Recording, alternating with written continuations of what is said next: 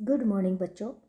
आज की इस वीडियो में हम सोल्व करेंगे final paper of class 11th class, जो कि 26/3/2021 को हुआ। डियर स्टूडेंट्स, ये जो क्वेश्चन पेपर था हमारा, ये पूरा 2.5 घंटे का था और इसके जो क्वेश्चन थे वे थे 40 क्वेश्चन थे MCQ, और बाकी जो भी क्वेश्चन थे वे very short answer type question, short answer type question and long answer type questions. तो पहले तो हम की सॉल्यूशन करेंगे किस चीज़ का, जो very short answer type question यानी कि मल्टीपल चॉइस क्वेश्चन है, और उसके बाद में उनके बारे में भी चर्चा करेंगे, बाकी क्वेश्चंस के बारे में भी। तो बच्चों हमारा यहाँ पर पहला क्वेश्चन है, सही विकल्प चुनिए। यहाँ पर हमारा जो पहला क्वेश्चन है, सही विकल्प चुनिए। क्वेश्चन नंबर 1 है, न्यादर्स की विश्वसनीयता मुख्य रूप से किस बात पर निर्भर करती है? ए ऑप्शन न्यादर्स के आकार पर, बी परगणकों के प्रशिक्षण पर, सी न्यादर्स की विधि पर, और डी उपरोक्त सभी। तो यहाँ पर बच्चों हमारा डी ऑप्शन इज राइट है। नेक्स्ट है, विभाजन मूल्य का एक प्रकार है। विभाजन मूल्य इसके बाद हमने बोला है विभाजन मूल्य का एक प्रकार है, मध्य का, चतुर्थक, दोनों ए और बी। तो सी ऑप्शन इज राइट, क्योंकि मध्य का भी और चतुर्थक भी। देखो बच्चों, 3 चतुर्थक होते हैं। यहाँ पर देखेंगे विभाजन मूल्य में Q1, Q2, यहाँ मैं चतुर्थक की बात कर रही हूँ, और Q3। और जो ये इसने बोला ना चतुर्थक के 4 मतलब 3 होते हैं, लेकिन जो Q2 है ना, इसको मध्य का भी हम बोलते हैं, इसलिए दोनों ही आएगा इसका विभाजन मूल्य के अंदर, पार्टीजन जो वैल्यू है। नेक्स्ट क्वेश्चन है, संचयी आवर्ती वक्र की रचना की जाती है। संचयी आवर्ती वक्र की रचना की जाती है से कम विधि द्वारा, से अधिक विधि द्वारा, दोनों। सी ऑप्शन हमारा यहाँ पर सही है, क्योंकि देखो से कम और से अधिक दोनों ही संचयी आवर्ती से बनते हैं। तो से कम विधि द्वारा, से अधिक विधि द्वारा, दोनों। यहाँ पर सी ऑप्शन हमारा राइट है। नेक्स्ट है 4th क्वेश्चन बच्चों, अनुसंधान की विधि द्वारा मौलिक रूप से इकट्ठे आंकड़े कहलाते हैं। मौलिक, जो आंकड़े मौलिक होते हैं, जिन्हें पहली बार अनुसंधानकर्ता स्वयं एकत्रित करता है, वे आंकड़े मौलिक होते हैं। और वे कौन से होते हैं? प्राथमिक आंकड़े कहलाते हैं। तो इसलिए ए ऑप्शन इसका राइट है। नेक्स्ट है, औपनिवेशिक शासन के समय भारत की जनांकीय विशेषता थी। जनांकीय डेमोग्राफिक फीचर कैसे थे? तो देखो, जो जनांकीय विशेषता थी, डेमोग्राफिक फीचर कैसे थे? तो देखो बच्चों, इसमें क्या थी? उच्च जन्म दर थी और उच्च ही मृत्यु दर थी, ये दोनों ठीक है। और शिशु मृत्यु दर तो और भी ज़्यादा थी, यानी कि ये तीनों ऑप्शन यहाँ पर ठीक है, राइट है। उसका क्या कारण था? उच्च जन्म दर का, उच्च मृत्यु दर का। क्योंकि देखो, हमने एक चीज़ देखी 1921 में, जो महान विभाजन का वर्ष था, तो 1921 एक ऐसा वर्ष है जिसमें जो जनसंख्या है वो ऋणात्मक रही थी, नेगेटिव रही थी जनसंख्या, तो इसलिए उसको महान विभाजन का वर्ष बोलते हैं। तो उच्च जन्म दर थी उस टाइम पे, और उच्च मृत्यु दर थी, और शिशु मृत्यु दर भी बहुत ज़्यादा थी, इसलिए डी ऑप्शन हमारा यहाँ पर राइट है। नेक्स्ट क्वेश्चन है बच्चों, उच्च सहसंबंध की स्थिति में सहसंबंध गुणांक R होगा। देखो, उच्च सहसंबंध की स्थिति में सहसंबंध गुणांक R होगा। देखो बच्चों, जो सहसंबंध गुणांक है वो इस प्रकार से होता दिखेगा, 0, इधर आ जाएंगे माइनस के, और इधर होता है प्लस का, और यहाँ होता 1, ये है प्लस का 1। तो इसके जो बीच में है वो है 0.5, इसको हम ऐसे भी लिख सकते हैं। और यहाँ पर है 0.75, और यहाँ पर है 0.25। तो बच्चों, ये जो है ना 0 से और 25 तक का, 0.25 तक का होता है निम्न होता है, और 0.75 से 1 तक का होता उच्च, ये होता उच्च। और जो 0.25 से 0.75 के बीच में जो होता है, ये होता मध्यम।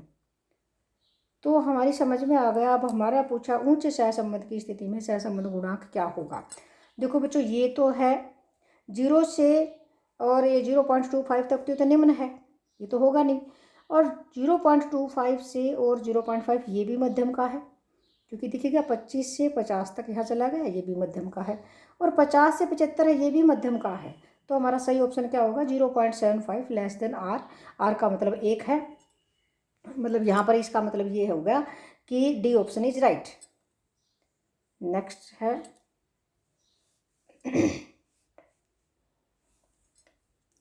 कृषि साख के मुख्य साधन हैं।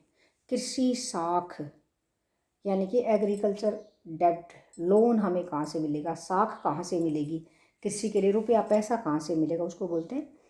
ठीक है, तो ये कृषि साख के मुख्य साधन है। व्यापारिक बैंक ठीक है, क्षेत्रीय ग्रामीण बैंक भी ठीक है, कृषि सहकारी साख समितियाँ ये भी ठीक है। तो बच्चों ये हमारा यहाँ पर राइट ऑप्शन होगा डी, उपरोक्त सभी आएगा। नेक्स्ट क्वेश्चन है 8वां, सार्वजनिक क्षेत्र का संकुचन एक उपाय है। सार्वजनिक क्षेत्र का संकुचन एक उपाय है। देखो, सार्वजनिक क्षेत्र को कम करना, यानी कि सार्वजनिक क्षेत्र को निजी व्यक्तियों के हाथों में बेच देना, ठीक है, या डिसइन्वेस्टमेंट करना।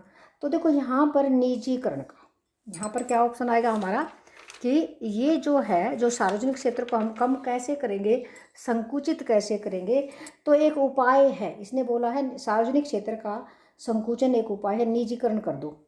ये सही ऑप्शन है, A is right option. Okay, next है शहरी क्षेत्र में पाई जाने वाली बेरोजगारी कौन सी है बच्चों। तो देखो, सबसे पहली बात है तो ये है कि जो शिक्षित बेरोजगार होते हैं वो शहरी बेरोजगार होते हैं, शहरों में होते हैं, और औद्योगिक बेरोजगारी भी शहरों में ही पाई जाती है। तो ये यहाँ पर सही ऑप्शन होगा सी हमारा, यानी कि बोथ, उपरोक्त दोनों ठीक है। नेक्स्ट है 10वां क्वेश्चन है, धारणीय विकास का प्रतिपादन किस रिपोर्ट में किया गया। सस्टेनेबल डेवलपमेंट यानी कि धारणीय विकास का प्रतिपादन किस रिपोर्ट में किया गया। देखो बच्चों, हमने बताया था 1987 में सबसे पहले 1987 में ये जो रिपोर्ट थी इसका नाम था our common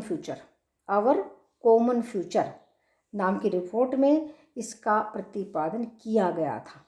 our common future, ये बिल्कुल राइट आंसर है। नेक्स्ट क्वेश्चन है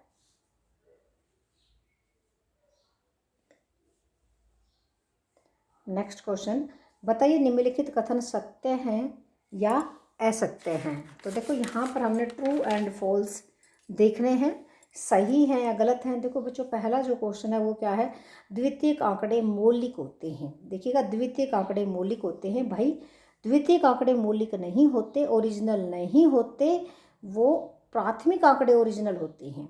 तो इसलिए ये असत्य है, यानी कि फॉल्स है। उसका कारण क्या है कि भाई ये मौलिक नहीं होते, बल्कि प्राथमिक आंकड़े मौलिक होते हैं, इसलिए ये गलत है, फॉल्स है, असत्य है।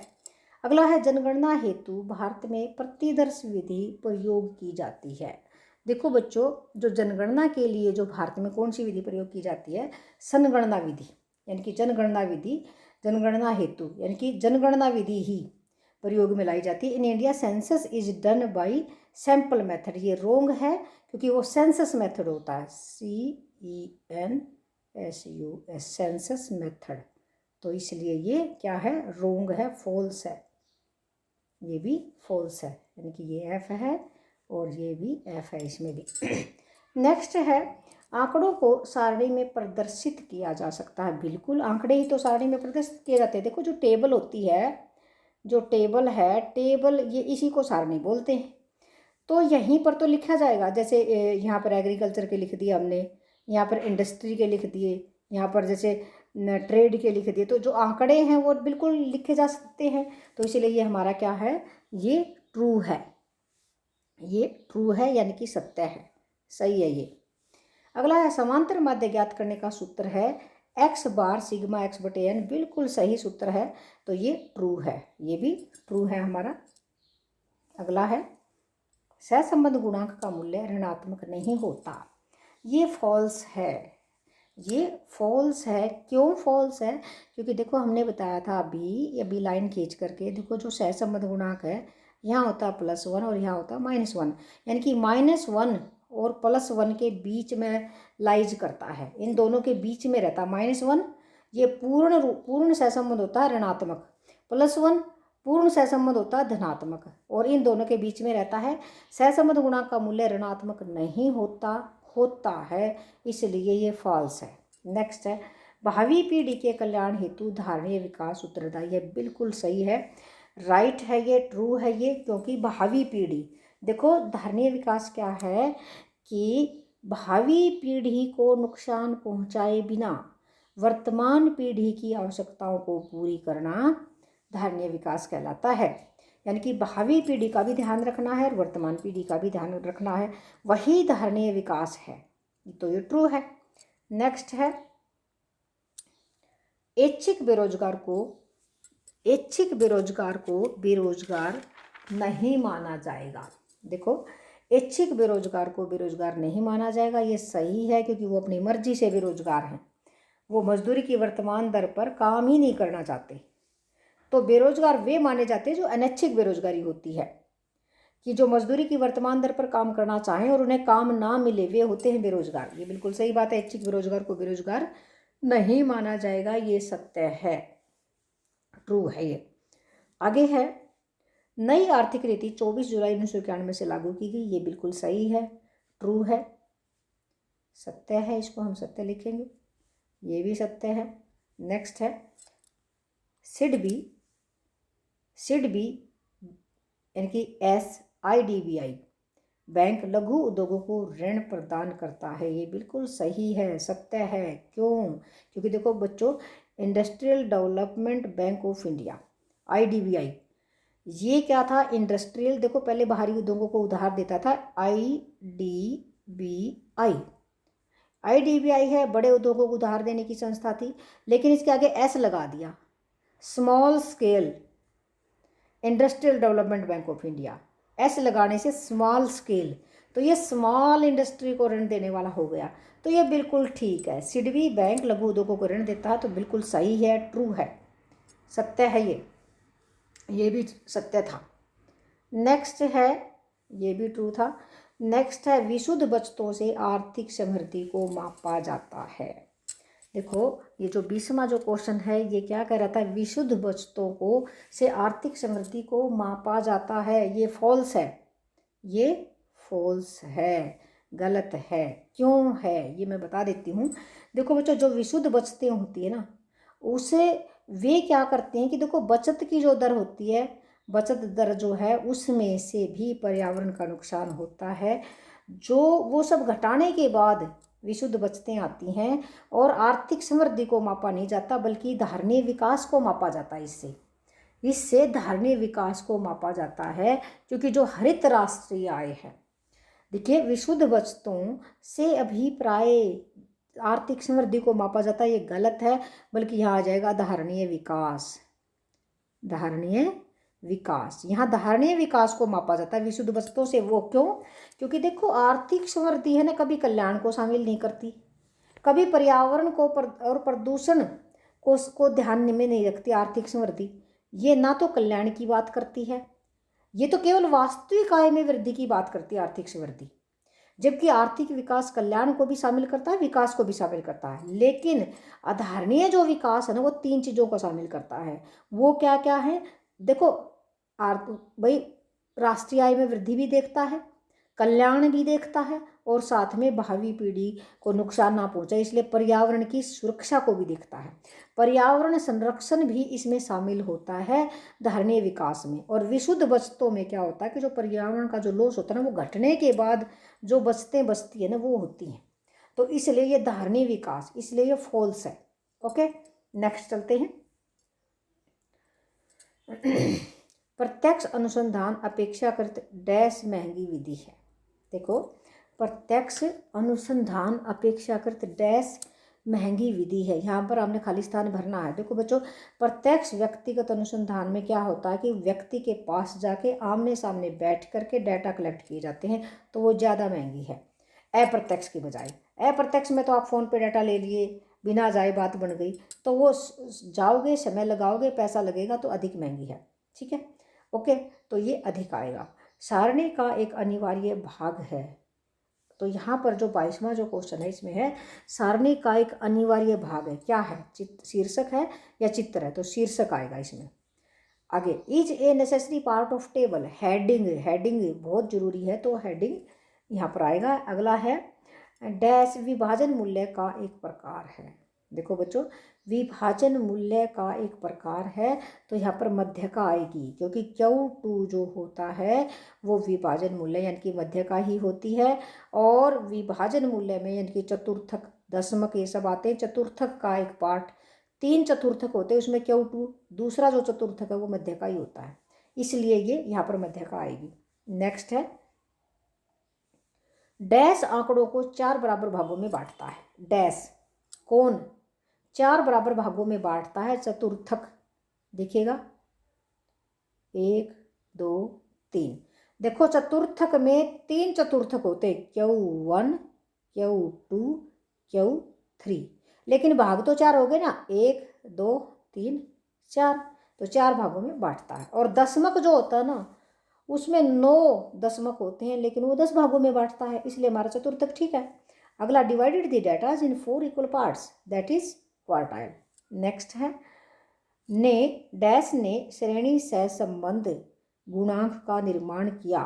देखो, construct the rank correlation coefficient, तो ये स्पीयरमैन का है रैंक कोरिलेशन कोफिशिएंट। ठीक है, तो जो कोरिलेशन रैंक कोरिलेशन है वो कार्ल पियर्सन ने नहीं आएगा यहाँ पर, बल्कि स्पीयरमैन ने। यहाँ पर क्या है सही ऑप्शन? स्पीयरमैन आएगा, क्योंकि स्पीयरमैन ने रैंक के आधार पर कोरिलेशन का निर्माण किया था। स्पीयरमैन रैंक कोरिलेशंस, तो स्पीयरमैन का आएगा। नेक्स्ट है हम डैश क्षेत्र को तृतीय क्षेत्र में शामिल करते हैं। हम डैश क्षेत्र को तृतीय क्षेत्र में शामिल करते हैं। देखो बच्चों, सेवाओं को हम शामिल करते हैं, तो जो बैंकिंग, बीमा, परिवहन, ये होती सेवाएं, तो यहाँ पर हमारा बीमा आएगा। क्योंकि देखो तृतीय क्षेत्र की बात आ गई, सेवाओं की बात आ गई, जो कृषि है ना वो तो प्राथमिक क्षेत्र है, इसलिए यहाँ पर बीमा is right option. Insurance, we include dash sector in tertiary sector, that is insurance sector. Okay, next, नई आर्थिक नीति में डैश को शामिल किया जाता है। किसको? निजीकरण को, चुनाव को? नहीं, निजीकरण को, क्योंकि जो नई आर्थिक नीति है उसमें क्या आएगा, क्या क्या चीज़ें हम शामिल करते हैं? LPG, एल से क्या होता है? लिबरलाइजेशन, और P से प्राइवेटाइजेशन, और G से ग्लोबलाइजेशन। तो प्राइवेटाइजेशन जो है ना वो निजीकरण है, यानी कि प्राइवेटाइजेशन। देखो ये रहा प्राइवेटाइजेशन, ये सही ऑप्शन है प्राइवेटाइजेशन।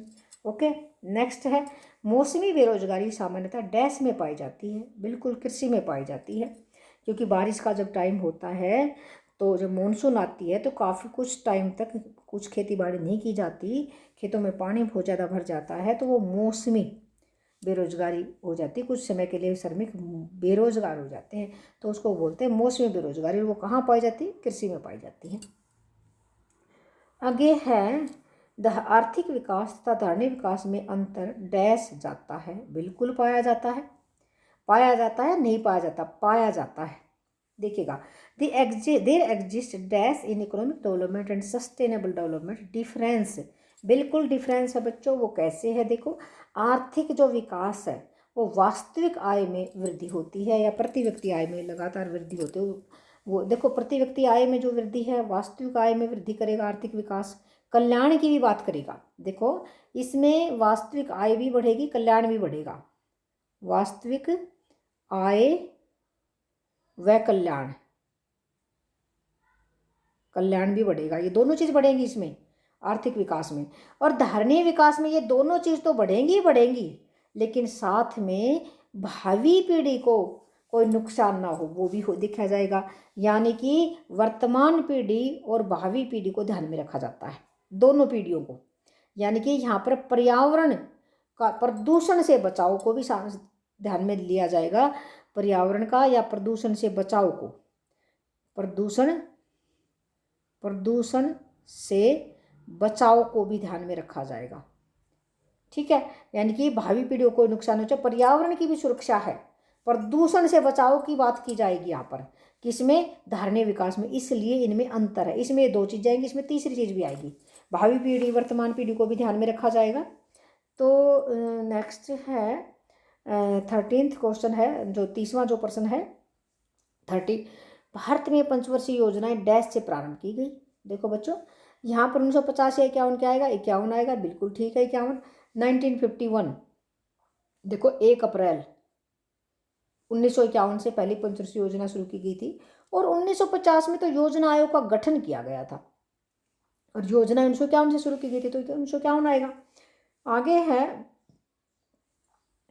अगला क्वेश्चन जो है हमारा क्या है, सही मिलान करें, प्रश्न संख्या 31 से 40। अब हमने यहाँ पर मिलान करना है, तो देखो बच्चों कैसे करेंगे।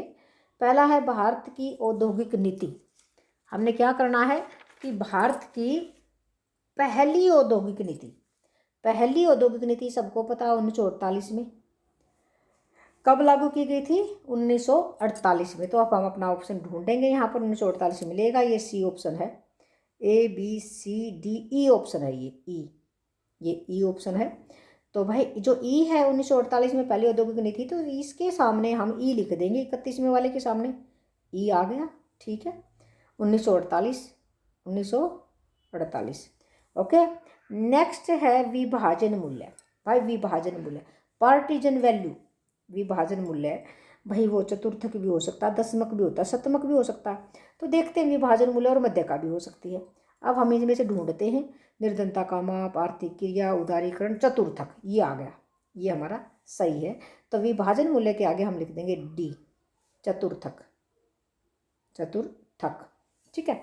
आगे है गणितीय औसत। देखो बच्चों, हमने बताया था कि जो गणितीय औसत होते हैं ना, जो मैथमेटिकल एवरेज, वे 3 होते हैं। कौन से, अर्थमेटिक मीन, हार्मोनिक मीन और ज्योमेट्रिक मीन, ये 3 है गणितीय औसत।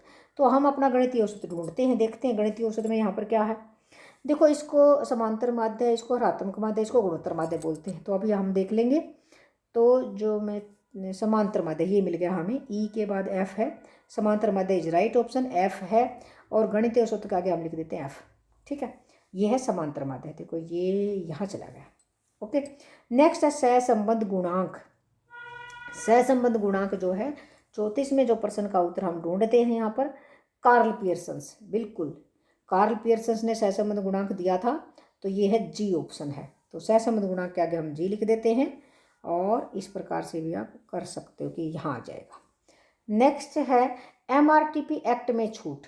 देखो, MRTP एक्ट में छूट कब मिली थी, जब उदारीकरण आया था। अब हम देखते हैं यहाँ पर कहीं पर है उदारीकरण, ये रहा सी जो ऑप्शन है, उदारीकरण, लिबरलाइजेशन, ये बिल्कुल ठीक है हमारा। तो यहाँ पर 35 डाल देते हैं, और 35 के आगे हम सी डाल देते हैं, हमारे यहाँ पर सी, ठीक है, उदारीकरण।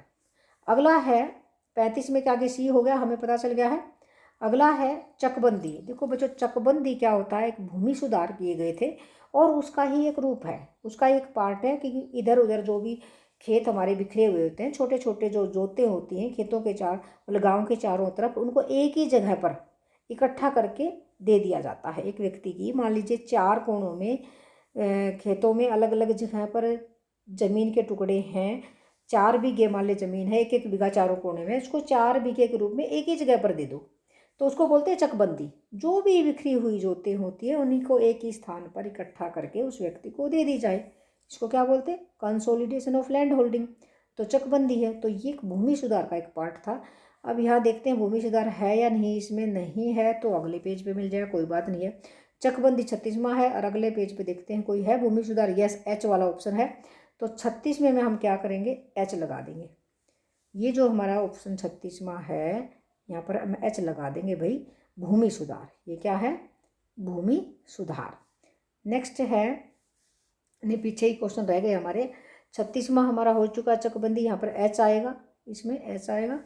और कृषि साख, देखो बच्चों 37वां है कृषि साख। कृषि साख क्या होता है, अभी देखते हैं कहाँ से मिलेगी कृषि को साख, रुपया उधार कहाँ से मिलेगा, तो अभी यहाँ नहीं दिखाई दे रहा है। नेक्स्ट पेज पर चलते हैं। तो अक्षेत्रीय ग्रामीण बैंक, ये बिल्कुल ठीक है, कृषि साख का स्रोत है। अब क्षेत्रीय ग्रामीण बैंक 1975 में इनकी स्थापना की गई थी। तो ये क्या है, कृषि शाखा का एक स्रोत है।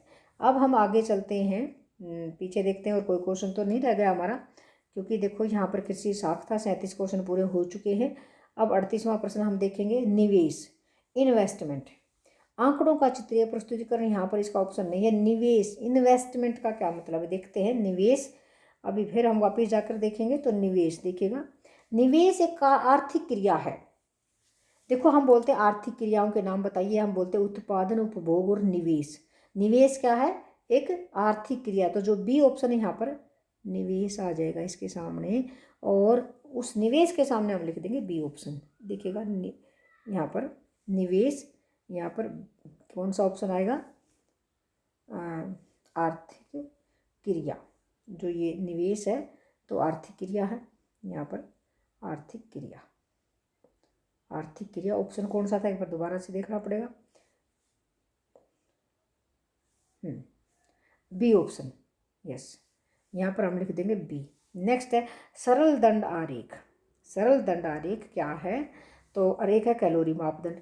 तो सरल दंड आरेख 39वां जो क्वेश्चन है, सिंपल बार डायग्राम, आंकड़ों का चित्रीय प्रदर्शन में आएगा। आई के बाद जे, तो ये जे का क्या आ जाएगा, सरल दंड आरेख। तो यहाँ पर 39 के आगे मैं लिख देती हूँ जे। नेक्स्ट है कैलोरी मापदंड। कैलोरी मापदंड, देखो जब निर्धनता के माप करते हैं तो कैलोरी में मापी जाती है। भाई 2400 कैलोरी गांव में चाहिए, 2100 कैलोरी शहरों में चाहिए। तो कैलोरी मापदंड है जो निर्धनता का माप है। अब देखते हैं निर्धनता कहाँ पर है, ए ऑप्शन है। तो यहाँ पर कैलोरी, कैलोरी मापदंड यहाँ पर आ जाएगा। तो जो ये है इसको हम बोलेंगे ए ऑप्शन आ जाएगा, कैलोरी मापदंड निर्धनता का माप है। ठीक है, तो ये तो है हमारे 40 क्वेश्चन बच्चों। और ये जो 40 क्वेश्चन हैं ये एमसीक्यू थे, ट्रू फॉल्स थे, फिल द ब्लैंक्स थे। और अब हम थोड़ा थोड़ा इनके बारे में थोड़ा डिस्कशन करेंगे। जो अति लघु उत्तरात्मक प्रश्न है, very short answer type question है, उनके बारे में भी थोड़ा सा डिस्कशन कर लेते हैं कि वो क्या कर रहे हैं। तो देखो बच्चों, पहला क्वेश्चन था 2 नंबर का था, यादृच्छिक या दैव निदर्शन विधि से आप क्या समझते हैं। बच्चों देखो, जो दैव निदर्शन जो विधि है ना, जो दैव निदर्शन विधि है वो विधि होती है जिसके अंतर्गत समग्र की प्रत्येक इकाई को, प्रत्येक इकाई को चुने जाने का, निदर्शन के रूप में चुने जाने के समान अवसर मिलते हैं, मतलब बराबर अवसर मिलते हैं, उसको दैव निदर्शन या यादृच्छिक निदर्शन विधि कहते हैं। क्योंकि दैव भाग्य के ऊपर डिपेंड करती है कि भी चुना गया या नहीं चुना गया। तो जैसे मान लीजिए एक मटका है, एक मटके में हमने बहुत सारी पर्चियाँ डाल ली और तो उनको गोल गोल घुमा दिया ताकि भाई कोई ये पक्षपात ना हो, और एक पर्ची किसी बच्चे से निकलवा ली या किसी पक्षी से निकलवा ली या हमने आंख बंद करके निकाल ली, तो सभी जितनी भी पर्चियाँ थी सबके चुने जाने का समान अवसर था, उसको बोलते हैं यादृच्छिक दैव निदर्शन बोलते हैं। ठीक है, ये 2 नंबर के क्वेश्चन में अगर आपने इतना लिख दिया या इतना लिख दोगे तो ओके है। अगला क्वेश्चन है सहसंबंध गुणांक की 2 विशेषताएं बताइए। तो देखो बच्चों, सहसंबंध गुणांक की पहली विशेषता तो ये है कि जो सहसंबंध गुणांक है ना, -1 और +1 इन दोनों के बीच में रहता है। एक तो ये है, ठीक है। और इसको हम कैसे लिखेंगे, तो इसको हम ऐसे लिखेंगे, देखो -1 लेस देन या equal to r less than या इक्वल टू +1, ये इसका तरीका होता है। दूसरा इसमें क्या होता है कि अगर r 0 है, अगर r इक्वल टू 0 तो इसका मतलब सहसंबंध है ही नहीं, उनमें सहसंबंध का अभाव पाया जाता है। और अगर मान लीजिए r जो है +1 है तो पूर्ण सहसंबंध है, अगर -1 है तो पूर्ण रूप से ऋणात्मक सहसंबंध है, लेकिन ऋणात्मक है। तो ये मैं तुम्हें आप बता देती हूँ, बीच में होता है 0, यानी कि 0 का मतलब है सहसंबंध का अभाव पाया जाता है। तो ये विशेषताएं हैं इसकी, तो इस प्रकार से आप लिख सकते हो। आगे है स्वतंत्रता प्राप्ति के समय भारतीय अर्थव्यवस्था में कृषि की स्थिति का संक्षेप में वर्णन करें। देखो बच्चों, जब हमारा देश आज़ाद हुआ था तो उस टाइम पे हमारी कृषि कैसी थी, तो जो उस टाइम पे था स्वतंत्रता के समय, जो हमारी कृषि थी जो भारत की, वो आजीविका का मुख्य साधन थी। यानी कि खेती बाड़ी करके ही लोग अपना गुजारा करते थे, निर्वाह कृषि होती थी और भू राजस्व प्रणालियाँ पाई जाती थी। एक तो थी निर्वाह कृषि और दूसरी थी भू राजस्व प्रणाली, और तीसरा क्या था कि कृषि का जो है ना व्यापारीकरण नहीं था। श्रम के गुजारे के लिए ही लोग बोते थे, खेतीबाड़ी करते थे और आपस में वस्तु विनिमय प्रणाली थी, इतना ज़्यादा मतलब मौद्रिक विनिमय प्रणाली नहीं थी। तो निर्वाह कृषि उसको हम बोलते हैं। ये 3-4 इस तरह की विशेषताएं थी उसमें। सीमित व्यापारीकरण था, बाजार में बेचने के लिए खेतीबाड़ी नहीं की जाती थी, मतलब व्यापारीकरण तो था लेकिन सीमित था।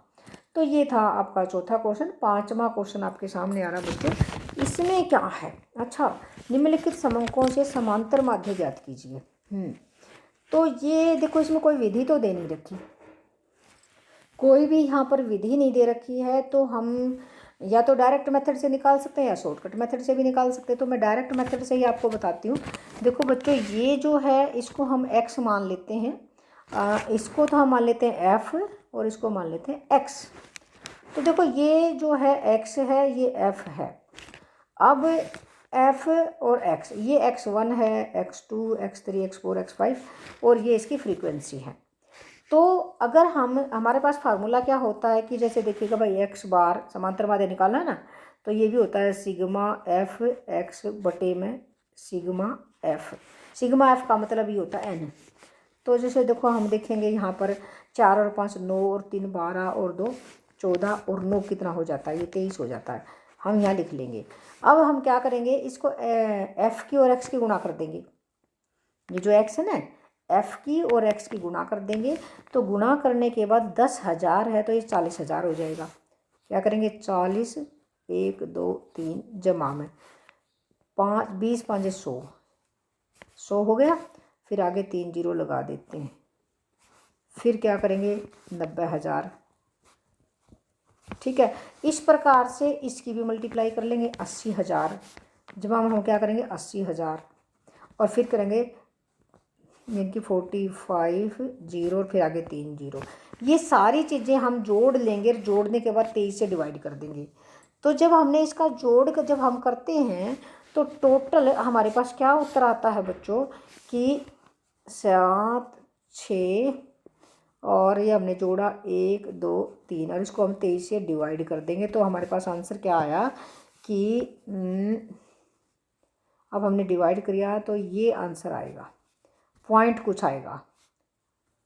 तो इस तरह से ये समांतर माध्य निकलेगा। ओके बच्चों, नेक्स्ट क्वेश्चन है आपका, भारत में निर्धनता के कोई 2 कारणों की व्याख्या करें। निर्धनता के क्या कारण हैं भाई? गरीबी क्यों है? देखो बच्चों, सबसे पहला तो निर्धनता कारण है कि ज़्यादा जनसंख्या। भारत में जो जनसंख्या का दबाव है ना वो बहुत ज़्यादा है। जनसंख्या का दबाव बहुत ज़्यादा है और राष्ट्रीय आय का जो स्तर है वो निम्न है, यानी कि ओवर पॉपुलेशन, यानी कि जनसंख्या दबाव। एक तो हम कहेंगे जनसंख्या का दबाव और दूसरा क्या है? आय का निम्न स्तर। और जो राष्ट्रीय आय है ना उसका निम्न स्तर है, यानी कि लो लेवल है। तो ये 2 कारण हैं। हमने 2 नंबर के क्वेश्चन थे, ये हमारे क्लियर हो गए हैं। नेक्स्ट है अच्छे बच्चों, एक अच्छे वर्गीकरण के मुख्य तत्वों की बात कीजिए या उसके गुणों की बात कीजिए। देखो यहाँ पर कैरेक्टरिस्टिक्स की बात की गई है। देखो कैरेक्टरिस्टिक्स, यहाँ पर क्या है? कैरेक्टरिस्टिक्स है, तत्व आ जाए या गुण आ जाए एक ही बात होती है, गुड क्लासिफिकेशंस। यहाँ वर्गीकरण की बात कर रहे हैं कि अच्छे वर्गीकरण के मुख्य तत्व। तो देखो बच्चों, यहाँ पर पहला है स्पष्टता। ठीक है ना, स्पष्ट होने चाहिए जो भी डाटा वर्गीकरण कर रहे हो तो वो स्पष्ट हो ताकि समझ में आ जाए, स्पष्टता होनी चाहिए। दूसरा होता है कि जब वर्गीकरण कर रहे हो तो सभी एक ही प्रकार के, उनमें सजातीयता होनी चाहिए, सजातीयता एक तो ये होनी चाहिए, और एक व्यापक होने चाहिए, व्यापकता, ताकि सारी क्वालिटी का पता चल जाए। और एक अनुकूल होने चाहिए, जो भी आप अनुसंधान कर रहे हो ना, अनुसंधान के अंदर उनमें अनुकूलता होनी चाहिए। स्थिरता होनी चाहिए, अप डाउन नहीं होने चाहिए डाटा, तो स्थिरता होनी चाहिए। तो इतने सारे उसके गुण हैं यहाँ पर एक अच्छे वर्गीकरण के। तो ये मेरे ख्याल में आपको अच्छे से क्लियर हो गए होंगे बच्चों। नेक्स्ट क्वेश्चन हमारा है, परिभाषित कीजिए बहुगुणी दंडारेख, आयत चित्र और बहुभुज। देखो बच्चों, जो बहुगुणी जो दंडारेख है ना उसकी हम बात करते हैं। जो बहुगुणी दंडारेख वे आरेख हैं जो 2 या 2 से अधिक तथ्यों के, 2 या 2 से अधिक, मतलब मोर देन टू, 2 से अधिक तथ्यों की वो बात करे ना तो आंकड़ों को प्रस्तुत करे वही बहुगुणी दंडारेख है। जैसे मान लीजिए हम जन्म दर की बात करते हैं, लेकिन 2 या 2 से ज़्यादा, हम जन्म दर और मृत्यु दर दोनों ही ले लेते हैं भाई, birth rate and death rate, दोनों के आंकड़े एक ही डायग्राम के द्वारा दिखाएं तो वो बहुगुणी दंडारेख कहलाता है। अब हम बात करेंगे कि भाई आयत चित्र क्या होता है, दूसरा पॉइंट है। क्योंकि देखो ये जो क्वेश्चन है हमारे वैसे एक एक नंबर के हैं तो इतना बहुत है। आयत चित्र क्या है, देखो सतत श्रृंखला से संबंधित आयत चित्र बनते हैं सतत श्रृंखला में, कंटिन्यूस सीरीज में, जो कंटिन्यूस सीरीज है उसमें बनते हैं। जैसे 0 से 5, 5 से 10, इसको बोलते हैं सतत श्रृंखला या कंटिन्यूस सीरीज, इसमें आयत चित्र बनते हैं। देखो सतत श्रृंखला से संबंधित मदों और उनकी आवृत्तियों को आयतों के रूप में ग्राफ पेपर पर प्रदर्शित किया जाता है। ये जैसे इनको आयतों के रूप में हम ग्राफ पेपर पर अगर प्रदर्शित कर देना तो वो आयत चित्र कहलाते हैं। अगला है बहुभुज। अब बहुभुज क्या होता है, देखो अब बहुभुज भी कैसे बनाया जाता है। देखो बच्चों जो आयत चित्र है, जैसे मान लीजिए ये आयत चित्र है, ये आयत चित्र है, ये आयत चित्र है। जो आयत चित्र है ना, इन आयत चित्र के प्रत्येक आयत का जो शीर्ष है उसका मध्य है, यहाँ शीर्ष इसका मध्य, शीर्ष का मध्य है, और इनको हम मिला लेंगे और इस प्रकार से मिलाने से इसको क्या बोलेंगे, जो सरल रेखाओं द्वारा मिलाकर बनाया जाता है ये क्या कहलाता है, बहुभुज कहलाता है। ठीक है, तो ये हमारे तीनों ही क्लियर हो गए बच्चों कि नेक्स्ट क्वेश्चन हमारा है नौमा। नौमा क्वेश्चन क्या कहता है, अब हम नौवें क्वेश्चन की बात करेंगे। नौमा क्वेश्चन है बहुलक या भूइष्टिक या मोड। देखो बच्चों बहुलक, मध्यका और चतुर्थक की परिभाषा को परिभाषित करें। देखो भाई बहुलक तो वो होता है जो श्रृंखला के अंदर जो भी मूल्य बार बार आए, जो सबसे ज़्यादा बार मूल्य आए ना उसको हम क्या कहेंगे, बहुलक कहेंगे, मतलब सबसे अधिक बार आएगा। और मध्यका किसको कहेंगे, मध्यका वह मूल्य है श्रेणी का जो श्रृंखला को या श्रृंखला का वो मूल्य है जो 2 भागों में बांट दे बीच में। जैसे अभी हमने बताया था कि यहाँ Q2 है और ये बीच में पड़ता है, मध्यम है, Q2 है और ये 2 भागों में, आधा भाग इधर है आधा भाग इधर है, मतलब ये देखिएगा ये आधा भाग है ये आधा भाग है, जो 2 भागों में बांट दे वो क्या होती है, श्रृंखला होती है। 2 बराबर भागों में बांट दे और जो ऊपर का हिस्सा, जैसे मान लीजिए 1 से यहाँ 10 तक, 1 से 10 तक ये श्रृंखला है, तो बीच में आ गया 5, तो मतलब जो बराबर भागों में जिसने बांट दिया ना तो वो क्या होती है कि वो मध्यका कहलाती है। ऊपर का हिस्सा भी और नीचे का हिस्सा भी, जैसे मान लीजिए यहाँ पर 11 है तो 5 नीचे है और ये आगे हमारी 6ठा और ऊपर भी ये 11 था नीचे और ऊपर भी 5, नीचे भी 5, बराबर भागों में बांट दिया। तो इस तरह से मतलब ऊपर के और नीचे के बराबर हिस्से होते हैं, इसको बोलते हैं मध्यका। अब चतुर्थक को परिभाषित कीजिए। अब देखो बच्चों चतुर्थक क्या होता है, यदि किसी श्रृंखला, ये जो है ना श्रृंखला को 4 बराबर भागों में बांटा जाए तो प्रत्येक भाग की जो अंतिम इकाई है ना वो चतुर्थक कहलाएगी। देखिएगा अब चतुर्थक की बात हमने अभी भी बताई थी थोड़ी देर पहले भी कि भी अगर एक श्रृंखला है, एक है, उसको 4 भागों में बांट दिया तो देखो 1, Q1, Q2 और Q3 ये 3 चतुर्थक हैं। और जो 1, 2, 3, 4 बराबर में बांटा गया तो इसको चतुर्थक कहते हैं। आगे है कृषि शाख के 3 संस्थागत स्रोतों की व्याख्या करें। देखो बच्चों कृषि शाख के जो संस्थागत स्रोत हैं वे कौन से हैं, वे हम यहाँ पर देखेंगे कि जो कृषि शाख के संस्थागत स्रोत, अभी हमने बताया भी था कि एक तो है सहकारी समितियाँ भी हैं, व्यापारिक बैंक भी हैं और भाई नाबार्ड भी है। नाबार्ड जो बैंक है ग्रामीण विकास और कृषि का सबसे बड़ा बैंक है, नाबार्ड भी है, व्यापारिक बैंक भी है, स्टेट बैंक ऑफ इंडिया भी है, सहकारी समितियाँ भी हैं और इसके साथ साथ है इसमें और भी कई चीज़ें। तो क्षेत्रीय ग्रामीण बैंक भी हम इसमें शामिल कर सकते हैं क्योंकि क्षेत्रीय ग्रामीण बैंक स्पेशल ग्रामीण विकास के लिए या कृषि के लिए क्षेत्रीय जो ग्रामीण विकास बैंक है। ठीक है, तो ये हो गया। अगला है धारणीय विकास था आर्थिक विकास में किन्हीं 3 अंतरों की व्याख्या करें। अभी हमने बताया था कि धारणीय विकास और आर्थिक विकास के बारे में। बच्चों धारणीय विकास में तो क्या होगा, कि वास्तविक राष्ट्रीय आय भी ली जाएगी, मतलब राष्ट्रीय आय भी ली जाएगी, और साथ में कल्याण भी लिया जाएगा, और साथ में भावी पीढ़ी और वर्तमान पीढ़ी दोनों को ध्यान में रखा जाएगा। जबकि जो आर्थिक विकास है उसमें क्या किया जाएगा, कल्याण भी लेंगे और राष्ट्रीय आय में वृद्धि भी लेंगे, मतलब राष्ट्रीय आय में भी लेंगे और कल्याण में भी लेंगे, इन दोनों में। लेकिन इसमें भावी पीढ़ी और वर्तमान पीढ़ी को ध्यान में रखना है, यानी कि पर्यावरण भी इसमें शामिल होगा। अब देखिएगा, यहाँ पर हम बात करते हैं कि जो आर्थिक विकास जो होता है, देखो पहला पॉइंट तो हमारा ये हो गया, आर्थिक विकास जो है ना, आर्थिक विकास की हम बात कर रहे हैं। थोड़ा सा इसको मैं साफ करती हूँ।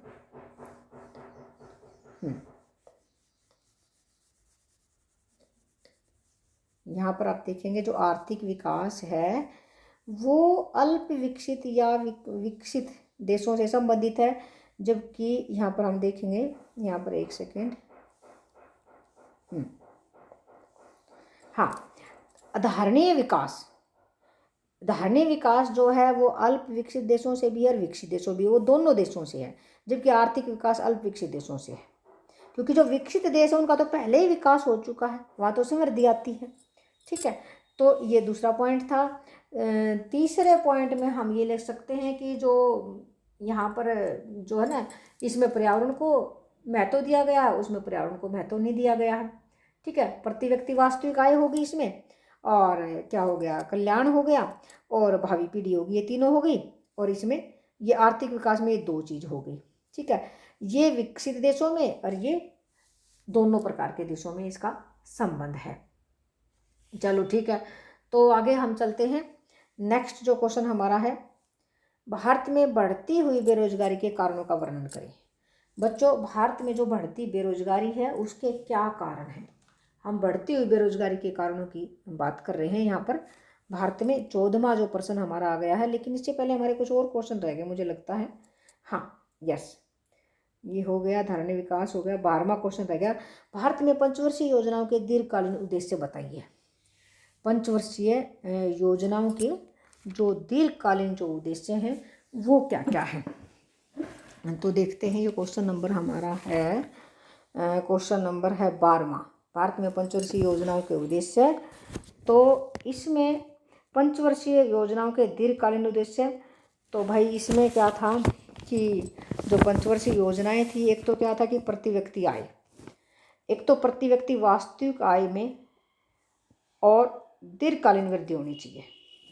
प्रति व्यक्ति वास्तविक आय में दीर्घकालीन वृद्धि हो, आर्थिक स्थिरता होनी चाहिए, ये भी इसका लक्ष्य था। आर्थिक स्थिरता भी इसका लक्ष्य था, और पूर्ण रोजगार। देखो यहाँ पर पंचवर्षीय योजना के दीर्घकालीन थे, एक तो पूर्ण रोजगार था, पूर्ण रोजगार, यहाँ हम लिख लेते हैं, एक पॉइंट तो ये हो गया। दूसरा पॉइंट हमारा था कि भाई न्यायोचित वितरण। देखो पहला हमने बताया था प्रति व्यक्ति और राष्ट्रीय आय या प्रति व्यक्ति आय में वृद्धि हो, एक तो ये हो गया था प्रति व्यक्ति यानी कि PCI और नेशनल इनकम, इन दोनों में वृद्धि हो। दूसरा था पूर्ण रोजगार। तीसरा हमारा था न्यायोचित वितरण, न्यायोचित वितरण होना चाहिए राष्ट्रीय आय का, मतलब न्याय के अनुसार वितरण होना चाहिए। तो ये क्या था कि हमारा कि जो पंचवर्षीय योजनाओं थे उनका दीर्घकालीन उद्देश्य है।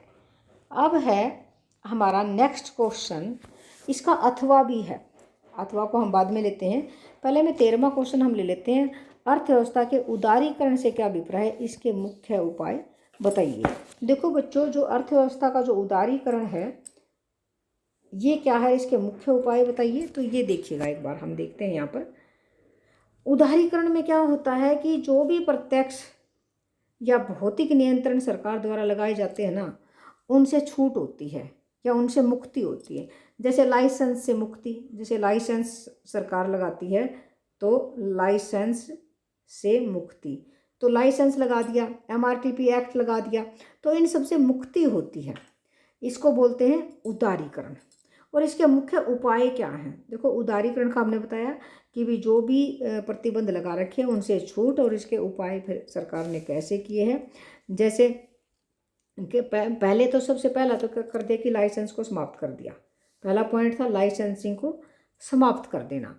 फिर सरकार ने जो MRTP एक्ट था पहला लाइसेंस हो गया, दूसरा MRTP एक्ट हो गया, इसको भी ख़त्म कर दिया। ठीक है, इसको भी ख़त्म कर दिया। अब है तीसरा सरकार ने क्या किया, क्योंकि देखो ये 4 पॉइंट ही हमने देने हैं, क्योंकि एक नंबर का तो हमारा इसकी परिभाषा होगी। तीसरा क्या किया कि निवेश में वृद्धि कर दी। जो लघु उद्योगों की जो सीमा थी, लघु उद्योगों के जो निवेश की जो सीमा थी ना, वो बढ़ा दी। पहले 1 करोड़ थी, अब 5 करोड़ कर दी। और अति जो लघु उद्योग थे उनकी 25 लाख तक की सीमा बढ़ा दी। तो ये भी एक उपाय है। और एक उपाय और किया सर ने, वो है कर सुधार।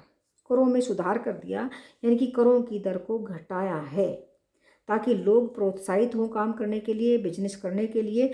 तो कर सुधार, ठीक है।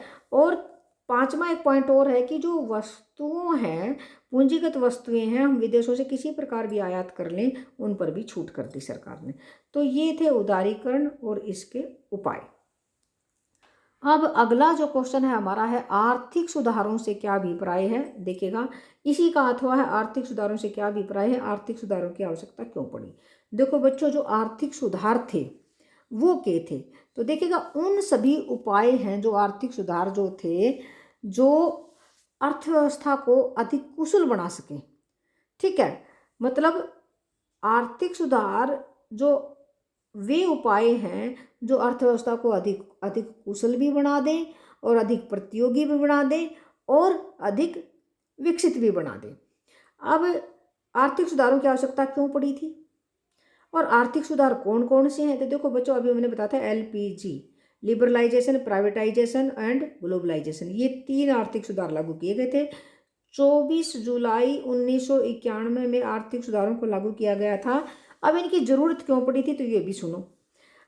जब हमारा देश है ना खाड़ी संकट से गुजर रहा था, एक तो था खाड़ी संकट और ऊपर से दूसरा क्या था कि प्रतिकूल भुगतान संतुलन था, बहुत ज़्यादा बढ़ गया था और राजकोषीय घाटे में वृद्धि हो गई थी। देखो बच्चों, राजकोषीय घाटा जो 5 पॉइंट में 4 था ना, वो बहुत ज़्यादा बढ़ गया था, यानी कि 9 पॉइंट से भी कुछ ज़्यादा हो गया था। तो ये काफ़ी बढ़ गया था, खाड़ी संकट भी बढ़ गया था, प्रतिकूल भुगतान जो संतुलन है ना, वो उसमें भी बहुत ज़्यादा बढ़ावा हो गया था। तो ये सब कारण थे, इसलिए हमें आर्थिक सुधार लाने की ज़रूरत पड़ गई थी।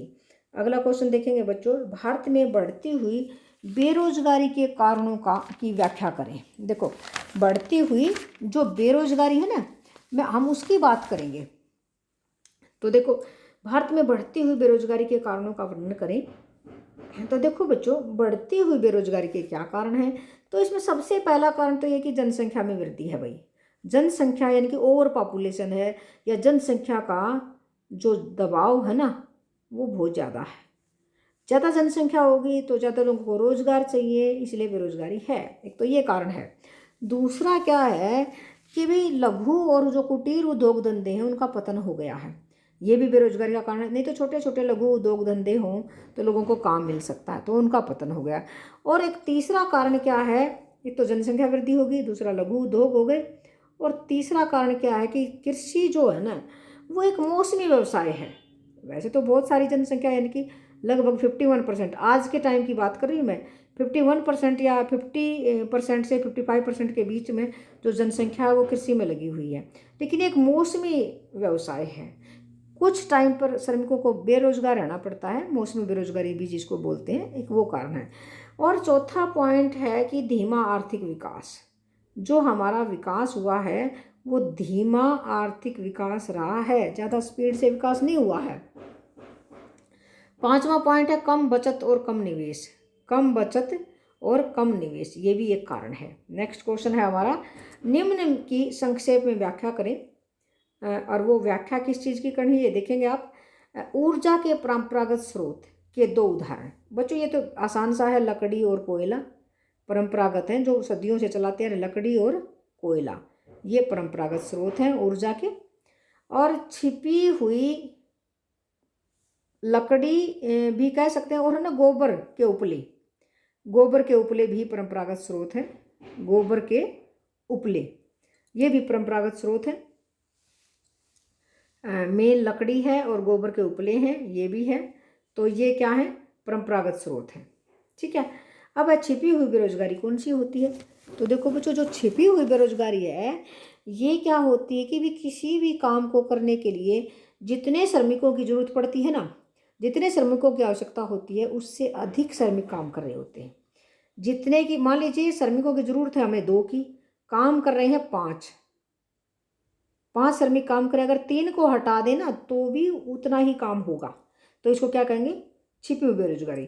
अब जैसे देखो एक एग्जाम्पल हम लेते हैं, इसमें क्या एग्जाम्पल लेंगे, मान लो एक परिवार है और वो, उसके जो परिवार का जो मुखिया है, वो अपने सभी बच्चों को खेत में ले जाता है, उसके 5 बच्चे उसके साथ चले जाते हैं और वो काम कर रहे हैं।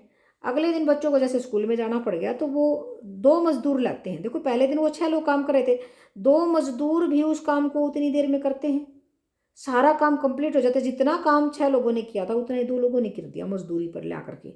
तो इसका मतलब यहाँ पर 4 लोग क्या थे, परिवार के जो सदस्य थे, 4 लोग क्या थे, छुपी हुई बेरोजगारी का शिकार थे, इनके दिखाई नहीं दे रहे थे काम करते हुए, उसको बोलते हैं हम छिपी हुई बेरोजगारी। और ये छिपी हुई बेरोजगारी जो है कृषि में पाई जाती है। अगला है आधारिक संरचना की परिभाषा दें। देखो बच्चों, आधारिक संरचना की परिभाषा दें। देखो आधारिक संरचना क्या होती है? जो आधार प्रदान करे। ठीक है, देखो आधारिक संरचना की परिभाषा दें तो आधारिक संरचना से भी पराये उन सुविधाओं, क्रियाओं तथा सेवाओं से है जो अन्य क्षेत्रों के संचालन तथा विकास में सहायक होती है। और ये जो है ना, इसका एग्जाम्पल हम बताते थे, जैसे यातायात की सुविधाएं हैं, जैसे सड़कें हैं, यातायात की सुविधाएं किसे कौन प्रदान करता है? सड़कें, सड़कों पर से आते जाते हैं। तो सड़कें जो है ना आधारिक संरचना है। जैसे सड़कें हैं, नहरें हैं, हॉस्पिटल हैं, कुएं हैं, बसें, रेलें, ये सब क्या है? ये स्वास्थ्य सेवाएं प्रदान करने वाले जो हॉस्पिटल, ये आधार हैं, आधारिक संरचना है। तो ये हमारा था आधारिक संरचना। बच्चों हमारा एक क्वेश्चन पीछे रह गया था, मैंने बोला था मैं ये बाद में कराऊंगी, ये मैं बता देती हूँ आपको मैं कौन से क्वेश्चन की बात करी थी। हाँ, भारतीय नियोजन की 4 मुख्य उपलब्धियाँ। ये 12वां जो प्रश्न था इसका अथवा वाला रह गया था कि state any 4 achievement of Indian planning.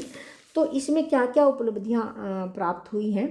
तो पहली जो उपलब्धि है, एक तो क्या थी कि राष्ट्रीय आय में वृद्धि हुई है। पहली जो उपलब्धि थी वो तो राष्ट्रीय आय में वृद्धि हुई है। एक बार हम इसको थोड़ा सा साफ करेंगे क्योंकि काफ़ी जगह नहीं है हमारे पास। तो पहली जो उपलब्धि तो वही थी कि राष्ट्रीय आय में वृद्धि हुई है। तो देखो बच्चों, 4 उपलब्धियां बतानी है। एक तो राष्ट्रीय आय में वृद्धि हुई, उद्योगों का विकास हुआ है। हम यह बात करेंगे राष्ट्रीय आय एक पहली उपलब्धि है, क्योंकि देखो जब हमारा देश आज़ाद हुआ था उस टाइम पे जो राष्ट्रीय आय जो थी ना 0.5 थी, और अब जो एवरेज रही है 12 की 12 पंचवर्षीय योजना में वो 5 तक पहुंच गई। यानी कि 0 आधे से 5 तक पहुंच जाना। एवरेज की बात करें 7.5 भी रही, 8.5 भी रही, लेकिन ये 0.5 से 5 एवरेज पहुंच गई है। तो एक तो ये बहुत बड़ी उपलब्धि है। दूसरा क्या है कि उद्योगों का विकास हुआ है। उस टाइम पे जब हमारा देश आज़ाद हुआ था उस टाइम पे केवल एक उद्योग था, टिस्को। अब बहुत सारे उद्योग धंधे लग चुके हैं, बहुत सारे। तो उद्योगों का विकास हुआ है और रोजगार में वृद्धि है, लोगों को रोजगार मिला है। अब जो है रोजगार में वृद्धि हुई है। और क्या है, आत्मनिर्भरता का लक्ष्य हमने प्राप्त किया है। ठीक है, आर्थिक विकास, आर्थिक आधारिक संरचना, सामाजिक आधारिक संरचना का भी विकास हुआ है। तो देखो इतनी सारी उपलब्धियां हमने गिनाई आपको। देखो सबसे पहले हमने क्या बताया कि भारतीय नियोजन की जो उपलब्धियां उसमें ना राष्ट्रीय आय, पहला क्या है, नेशनल इनकम बढ़ी है, नंबर 1 पॉइंट हो गया। दूसरा क्या था कि उद्योगों का विकास हुआ है, बिल्कुल हुआ है, क्योंकि एक ही उद्योग था अब बहुत सारे उद्योग हो गए हैं। तीसरा क्या था कि लोगों को रोजगार मिला है। पहले लोग काम नहीं इतना ज़्यादा नहीं मिलता था, केवल खेती बाड़ी में रहते थे, लेकिन अब तृतीय क्षेत्र काफ़ी बढ़ गया है और प्राथमिक क्षेत्र का हिस्सा कम होता जा रहा है जीडीपी में, जो कि एक अच्छे विकास की ओर, यानी कि विकसित देश के लक्षण होते हैं कि जिसमें एग्रीकल्चर का कम और सेवाओं का ज़्यादा होता है, तो वो उसकी तरफ हम जा रहे हैं। और रोजगार में वृद्धि हो गई है, आत्मनिर्भरता को हमने प्राप्त किया है, आर्थिक और सामाजिक आधारिक संरचना का विकास हुआ है। तो ये सारे क्लियर हो गए हैं बच्चों। ये थे हमारे 14th क्वेश्चन थे। देखो 14 क्वेश्चन थे टोटल और 14 के 14 क्वेश्चंस का सॉल्यूशन हमने यहाँ पर दिया है। तो डियर स्टूडेंट्स, मैं उम्मीद करूँगी कि आप लोगों को बहुत अच्छे से क्लियर हो गया होगा। इसी के साथ धन्यवाद।